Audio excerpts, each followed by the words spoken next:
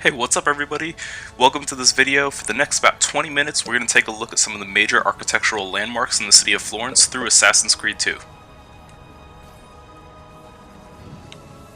So the first building we're going to look at is the biggest landmark of them all, and that's the Cathedral of Santa Maria del Fiore, or what's more commonly referred to as the Duomo.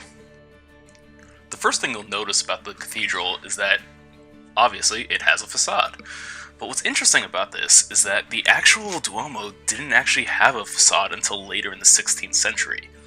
And even then, the facade wasn't really complete. Here we see the existing facade as it stands now being sort of under construction.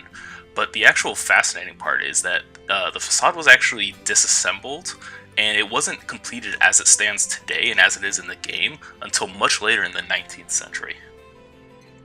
I want to address sort of an elephant in the room, and that's the word Duomo. A lot of people think that it applies to the word dome, or this church specifically, when in actuality Duomo just means cathedral. And cathedral actually comes from the Latin root for the word chair. And the way a church becomes a cathedral is that it's literally the seat or the chair of a bishop in a city. So each city only really has one cathedral. You can't have more than one cathedral because each city has one bishop, and that bishop has one seat or one chair, therefore one cathedral. And so that's where we get the word Duomo. But the actual technical name of the church is the Cathedral of Santa Maria del Fiore. A lot of people associate this cathedral with the Renaissance, but in actuality it's Gothic in style. The cathedral was begun in 1296 by the architect Anofo da Cambio, and he designed it in the Gothic style, which interestingly enough wasn't a term used at the time. We get the word Gothic actually from Florentine architect and scholar Giorgio Vasari, who in the 16th century retroactively named the period, and he actually meant the term as an insult, funnily enough. So as you can see, we're walking around the cupola, or the top of the dome, and what's really interesting about this is that even though it was begun in 1296, the actual dome wasn't completed until over a century later, in 1420, by the architect Filippo Brunelleschi. Brunelleschi actually won a competition to design the dome, and he beat out an architect named Lorenzo Ghiberti, who he had previously lost to in the competition to design the doors to the Florentine baptistry. Construction on the cathedral took a very long time, and that time was only lengthened by the fact that in 1348 construction had to be halted because the Black Death hit Europe, and people were too busy dying to build cathedrals. The Black Death actually hit Florence's rival city of Siena much harder than it hit Florence itself, and in fact, in 1348, they were actually in the process of expanding their existing Duomo so that it would have been the largest church in all of Italy. The Sienese already had a facade and a nave for their expanded Duomo, but because of the Black Death they had to halt production. But what's interesting is that once they actually resumed construction, or wanted to resume construction, they had to bring in a sort of a consultant architect, a man named Francesco Talenti, who was actually a Florentine. And so what's so fascinating about this is that Talenti doesn't really want the Sienese to succeed. He doesn't want them to continue building their church, because if they do, it'll eclipse the size of the Florence Duomo. Talenti essentially convinces the Sienese that the project just isn't worth the trouble and that they should scrap the whole thing. Later, when he goes back to Florence, he gets assigned to be head architect of the existing Duomo construction project. And what Talenti does is rather dubious. He expands the size of the plans of the Duomo in Florence, so that even if the Sienese don't heed his advice and continue to build their expanded Duomo, the Florentine Duomo will still be bigger than theirs. One of the glaring absences, actually, by Ubisoft is the lack of the Florentine baptistry. This is actually kind of a puzzling omission. Because of the way Catholic society functioned, you couldn't actually enter a cathedral unless you had been baptized, which is why so many baptistries are actually placed outside of cathedrals and churches. You must first be baptized inside a separate building before you can enter the main church, the main house of God. It's also worth acknowledging that the scale of all of the buildings, really, in Assassin's Creed are much smaller than they are in real life. Here's a picture of the facade of the Duomo as it stands in real life, with some people in it for scale, and you can just tell that the size and scale is definitely off. This will come up later when we talk more specifically about the dome.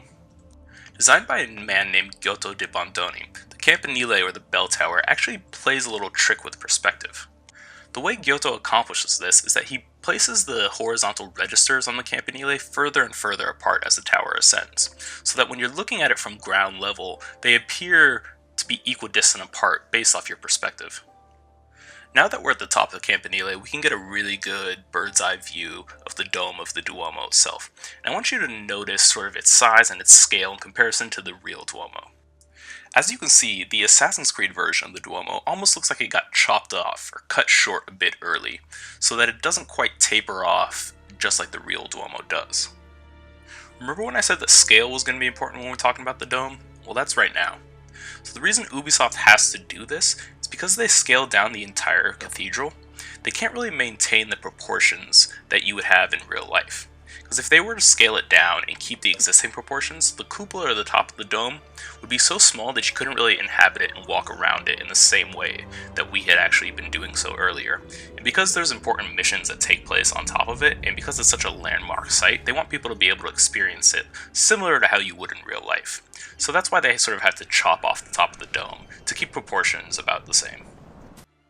Moving on to the civic center of Florence, we're looking at Palazzo Vecchio here. Now, this palazzo was originally named Palazzo della Signoria, after the Signoria of Florence, or the ruling body of the Republic of the city. In fact, it wasn't until the construction of Palazzo Pitti south of the Arno River that Palazzo Vecchio earned the name Vecchio, which in Italian means old. Therefore, it became the Old Palazzo. As you can tell, this building has a much more medieval feel to it. It feels very grounded and heavy. It almost looks like a fortress of sorts. And nowhere is that more obvious than in the machicolations and the crenellations that sit atop the building. Usually people so often associate these with medieval castles, but it's very obvious that they present a very dominating and defensible look for a building. What's fascinating is that Arnolfo di Cambio, the same man who designed the Florence Duomo, designed this building, and they were both done in the 14th century. We often associate certain styles with certain time periods, but it's worth noting that certain styles are very indicative of certain functions of buildings. So while a religious building like the Duomo has a Gothic style and pointed arches and light buttresses, a civic building like the Palazzo Vecchio has a much more grounded and fortress feel. It's meant to convey the power of the civic republic of Florence. We can see here again that Ubisoft is playing a little bit with the proportions of the building. While the tower in real life is off-center as well because the building was adapted from an existing structure, the proportions of where it is situated off-center are a bit off in the real game. As you can see, in the real Palazzo Vecchio, there are 4 crenellations to the right of the tower and 7 to the left, while in the game, there are 4 to the right and only 5 to the left. One can see under the arches that you have a repeated pattern of 9 coated pane of arms that represent the Florentine Republic. The tower itself did actually hold 2 prison cells, which actually Ubisoft incorporates into the game, as very early on your family gets imprisoned inside the Palazzo Vecchio. While the Medici family moved power to the Palazzo Pitti south of the Arno River, they commissioned architect Giorgio Vasari to actually build a hidden corridor that connected the 2 buildings, despite crossing an entire river. The above-ground passageway was meant as a secret passage for the Medici family to move between the 2 civic spaces.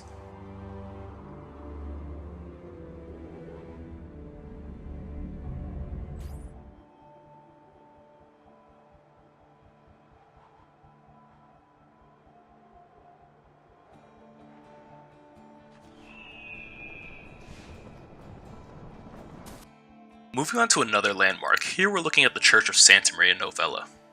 While the entire church often gets attributed to a man named Leon Battista Alberti, the truth of the matter is he actually only designed the upper portion of the facade. Alberti was a true humanist and academic, and really he was the first academic of the Renaissance period, and as a result wrote a series of treatises that we still read today.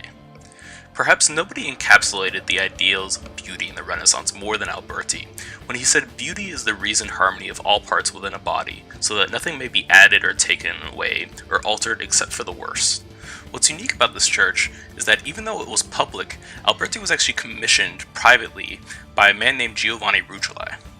Giovanni was head of the Rucellai family, a rich merchant family in Florence. It's fair to say that Giovanni was comfortable with Alberti, as he had already designed Palazzo Rucellai, the Rucellai's family residence. While the lower portion of the facade was originally designed in the Tuscan Gothic style, Alberti tried to remain true to his ideals of harmony of the Renaissance, while still conforming to the existing facade that was in place. The church as it stands today was actually built over the site of a 9th century oratory called Santa Maria del Vigne. However, in the 13th century, 2 friars, Fra Sisto Fiorentino and Fra Ristoro del Campi, began to design plans for the new church. At this point, the church gets the name New, or Novella, And that's where the name Santa Maria Novella comes from. While much attention is paid to the facade, it's worth noting that the interior houses very famous Renaissance artwork. Among the pieces inside include Sandro Botticelli's early nativity scene, which is right above the door, Filippo Brunelleschi's crucifix, hand-carved from wood, and Giorgio Vasari's Madonna of the Rosary. However, none of those pieces really quite carry the level of importance of one particular fresco within the church, and that's Tommaso Masaccio's The Trinity. This is hands down one of the most seminal frescoes in all of Renaissance art. Masaccio's painting is one of the earliest masterpieces in perspective that we really have in the Renaissance. The piece is meant to intentionally play with sightlines of those entering the church so that people might actually think they were viewing a three-dimensional space when in actuality it was just a flat painting. This is what's often called the trompe-l'oeil effect, or the trick of the eye, and it's really a technique that gets used in the late Renaissance, and especially in the Baroque period by Italian painters. What's fascinating about a city like Florence during the Renaissance is that it's a very forward city scientifically, yet still a very God-fearing city. To this effect, inside Santa Maria Novella is a very famous pulpit in which the first attacks against Galileo really came. Of course, the sad eventuality of this is that Galileo was executed for his scientific discoveries.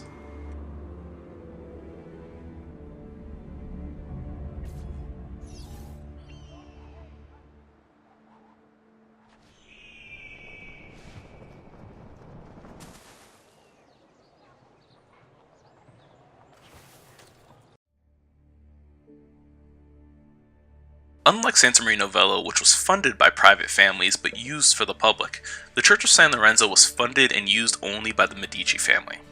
Originally one of the oldest churches in all of Florence, it was later rebuilt in 1420 by Filippo Brunelleschi, and as a result stands as one of the only true Renaissance churches in all of Florence. What you'll notice by looking at it here is that there actually is no facade, or at least no decorated facade. And this really gives you a good idea as to what the Cathedral of Santa Maria del Fiore, or the Duomo, actually looked like for about the first 400 years of its existence. What's super interesting is that despite Santa Maria Novella being sort of an outlier here, is that church facades aren't necessarily the most important thing about a church for the Renaissance. Facades are sort of thought of as overly dramatic and a little bit too luxurious. What was really important was the interior of a church, for that was the place where God was truly honored. In fact, it took until the 19th century, when Florence became the capital of Italy, that it really decided that it needed a facade for its cathedral. So what do I mean when I say that San Lorenzo was one of the only true Renaissance churches in all of Florence? Well, we classify styles by their formal characteristics, and what I mean by formal characteristics is what things literally look like. That means what shape are the arches, what shapes are the columns, what shapes are the tops of the capitals of columns. All those things embody formal characteristics that help us define styles. The word Renaissance literally means rebirth, so when we're talking about the Renaissance or we're referring to something as Renaissance styles, that means it's a rebirth of classical ideas set forth by Greek and Roman architecture. So while in Gothic architecture you have pointed arches, buttresses, and ribbed groin vaults, in Renaissance architecture you have classical columns and entablatures and pediments, and instead of having ribbed groin vaults you have flat roofs, which you can actually see in the interior of San Lorenzo even though the game doesn't let you inside. And Brunelleschi really being a master architect, and especially a master engineer, having crafted the dome of the Duomo, creates a dome over San Lorenzo. But again, it's a bit different here, and as we can see, it's a bit more of a Renaissance dome than a Gothic dome. And what I mean by that is that the Gothic, again, is characterized by pointed arches, and so we have sort of a pointed dome in the Duomo, whereas the Renaissance arches are much more circular. And here we have sort of a spherical, half-sphere dome, that's much more indicative of Renaissance styles and Renaissance ideals.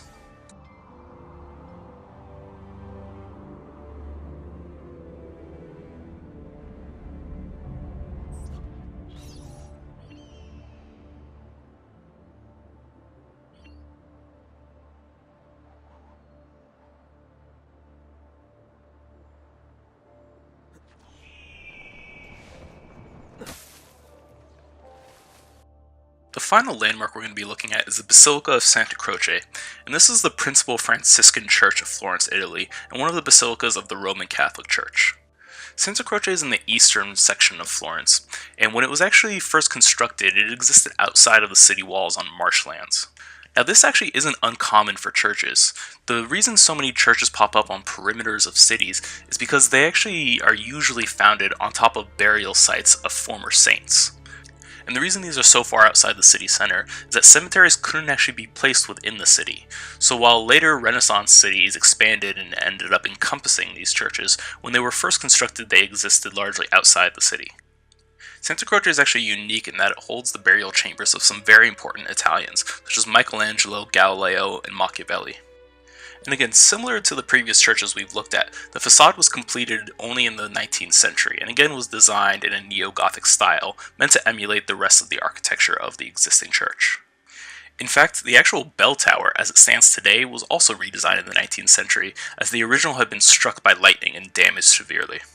Santa Croce also does house numerous artworks inside as well. Perhaps one of the most contentious of them is Donatello's wooden crucifix depicting Christ on the cross. Remember when I told you that Santa Maria Novella has a crucifix carved by Brunelleschi? Well, that was actually in direct response to the crucifix done by Donatello.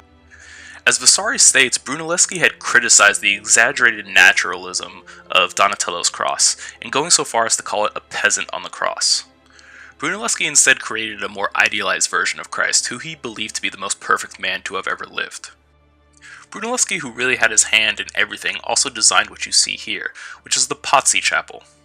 While patronage of Santa Croce didn't belong to any one family, wealthy families could still pay for their own private chapels to be constructed.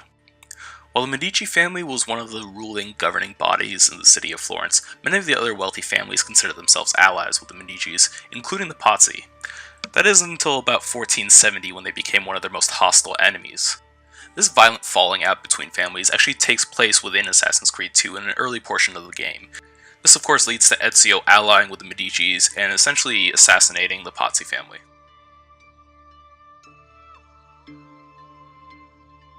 So at this point we've reached the end of our tour of Assassin's Creed representation of Florence. While we didn't look at all the landmarks in the city, we did a pretty good covering of some of the major ones. If you got this far into the video, hopefully you learned something, hopefully you were entertained, and thank you for watching.